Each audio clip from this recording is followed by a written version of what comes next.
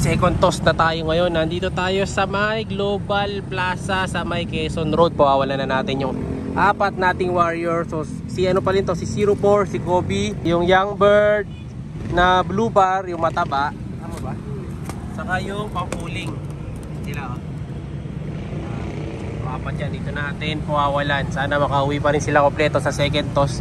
Kasi yung third toss nito, sa ano na tayo pupunta, kundi sa may Arayat, sa may Mexico exit na tayo mag-exit. Giboy, banata mo na, pwede na yan. Pawala mo na. Ay, may lawin po. Lawin ba yun? Ewan niya. Okay. Game. Okay, banat. Time release. Alas 7 na siguro. Di ko sure, yun, apat. Ano maganda dyan eh. Maluwag ang landing area. Pero dumaan pa rin sila sa likod no, ano, poste. Ayun na sila. Lipad na, yan. May bagong tayo pala McDo dito. Baka naman. May malilibre sa McDo. Yung isa, yung apat, lumusot na to. Titingnan natin kung di magwawatak-watak tong mga to. Mas malayo na konti to doon sa una nating dalawang toss. Nakadalawa na tayo dun sa kabila eh. So baka dito magwawalay na sila. Yung mga apat na toss pa siguro tayo bago tayo magsakay ng truck. Alam ko Sabado yata ang loading o Monday pa eh. Malalaman natin. Ayan, dire-diretso na yung apat oh. Walang bumabaklas. Kunti na lang, ayan, lulusot sa McDo. Uy, ayan oh. Sana. Kita pa kaya dito yan? Wala na no? Kita mo pa? Saan gawi? Dumaan ng araw. Dumaan na daw sa araw mga kalapatids. Wala na. Hindi na makita. Kita kasi na tayo sa bahay. Let's go! Siya si Idol Madla, nakakahanga, may mga hawak, gandang linyada. Ika'y inspirasyon kung bakit hanggang ngayon ako'y palaging kumakarera. Yun, eto nakauwi na tayo sa bahay. Medyo na late lang tayo ng uwi. So mukhang kompleto naman yung mga warriors natin. Pero check ko mismo yung mga nandito sa likod kasi dito walang CCTV. So eto, yung isang hinagis natin. Nasaan? Yung checkered. Dito magkakamukha kasi. Saring na lang natin nakikita kung sino sa kanila dyan eh. Pero wala dito. Ano kaya? May pula sing-sing yun eh. Madali makilala. Ayun, yung siga. Ayan. Yung speedbird. Ayan, okay na mga kalapatid. May pulang ring. Yun. Ilang palatanda ko dyan, may clip ring. Mula nung pinahanak yan, nasuot niya na yung lahat ng sing-sing niya na yung pating clip ring. So, kompleto. Pati si Kobe and si Kobe. So, kompleto ibon natin. So, ngayon. Uy. Okay na. So, gagawin natin ngayon. Pupunta tayo dun sa taas para i-check naman yung dalawa. Tapos yun nga, nakalimutan ko, totos nga pala natin mga kalapatids, yung si Dagit, nakalimutan ko kasi nandito na si Dagit ilang araw na eh, nakulong ko na si Dagit eh. Ang problema pala kanina maga mga kalapatids, may nakalimutan akong itos. Ayan, nakikita nyo na siguro sa likod ko kung sino itotos ko dapat. Ayan oh, dapat kasama na sa tos tong kanina eh, para sana matesting natin kung talagang magaling ka, kung makakabalik ka pa itong si Dagit. Kaso nga, ayun, nakalimutan ko naman siyang itos. Oh, ayan oh. Ilang araw na rin siya nandito dahil pabalik-balik lang din. Ala eh, ganun talaga. Kinulong ko na. Kaysa magkasakit to, balik-balik. So, totos na lang natin if ever kung talagang napakahusay nito bumalik. Eh, sabi nga nila, try daw natin tos kung babalik. So, susundin natin yun. Ayan oh. Si Dagit yan, si Mahusay. Sahagit natin si Mahusay sa mga susunod na tos. Okay. Okay naman yung ibon, healthy pa rin naman. Kaya check natin para makita natin. So yeah, pinapakain natin yan ha. May vitamins yan.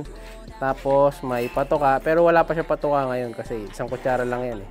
Yan, mamayang hapon naman ulit. Yan, tanghali na rin kasi.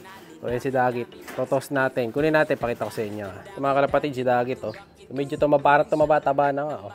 Umilog-bilog na si Dagit. Ayan. So pwede na nating ihagis to. Yung ilong niya, ayan oh, maano naman yung ilong niya eh. Bumuti naman yung ilong. So mukhang wala naman siyang sakit. So ayan pa rin yung sing-sing niya. Ayan yung dati. Tapos yung stamp. Dito may stamp. Wala na tayo stamp. To. Ayan, yung stamp niya na mahusay nakalagay, yan pa rin. Ayan. So, hahagis natin to bukas. So, bukas ang toss ko sa Arayat. So, malayo na kagad nito ang uwi niya. So, siguro, paunahin ko muna yung mga kalapati namin bago ko siya itos. Pero kasama siya. Bali, may interval siguro 5 minutes bago natin pawalan. Etong si mahusay. Matitingnan natin ang husay niya ito bukas. Kung uuwi pa. Sana kanina kaso nakalimutan ko. Di sana malapit lang sana. Ngayon tuloy na palayo.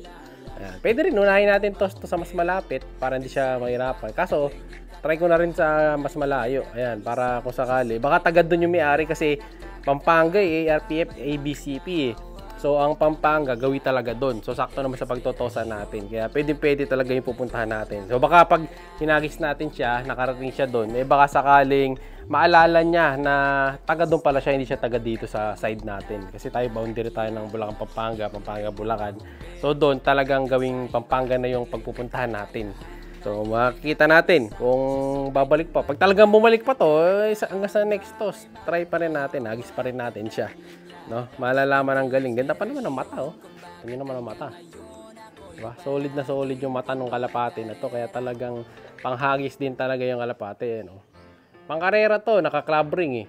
No? Kaya tsaka ko, may homing instinct ditong ibon na to. Kasi kung eto, walang homing, eh di na babalik-balik dito. Matalino kaya lang siguro, bata pa. Or, baka talagang malayo na sa Pampanga yung bahay nito. Baka gawing Angeles, mga ganon. Eh, papunta rin tayo ng loading dun eh. Sa mga, loading mga toss eh. So, pwede pa rin tayo magpunta dun. Yan. Bahala na siya kung babalik pa siya o hindi. Yan. Pero mas maganda kung hindi at makabalik sana siya doon sa tunay na may-ari.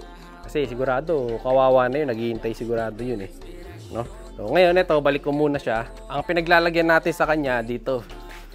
Ayan. Pero hindi ko na sinisilong kasi para tumibay din siya. Sanay naman siya sa labas eh. Nakaano nga lang siya.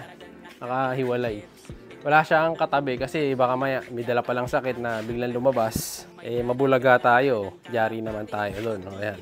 So, bali, doon sa 4 na tinotos natin, magiging 5. Panlima siya. Pero, if ever, lalagay ko na lang siya doon sa sa karton na lang siguro siya. Para hindi siya kasama sa training box kasi baka may sakit niya. Sinama natin sa T-box. Check natin yung dalawa. So, yung isang ibong pala natin, oldies yun, 04. Ito yung isa. Ayun, yung baba. Yan. So, all complete. Tapos yung blue bar. Yung blue bar, maganda katawan nun eh.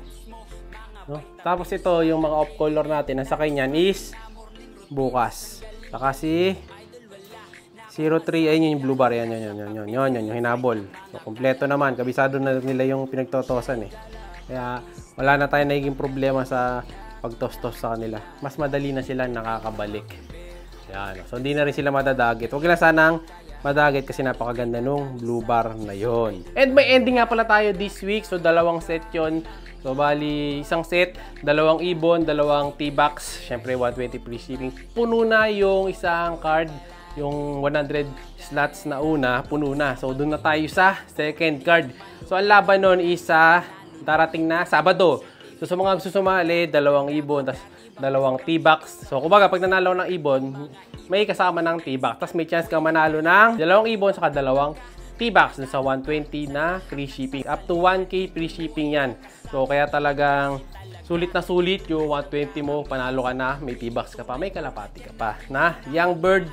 Tapos haluan natin ng isang medyo may edad na para kumbaga balance yung ating pamimigay. Kaya gusto nyo sumali, mag-PM lang kayo sa page.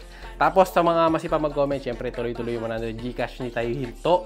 Mabigay ng 100 Gcash sa mga masipag mag-comment at mag-like ng video natin. Kaya ano pa hinihintay mo, like and subscribe. Ingat! Siya'y kalapatistang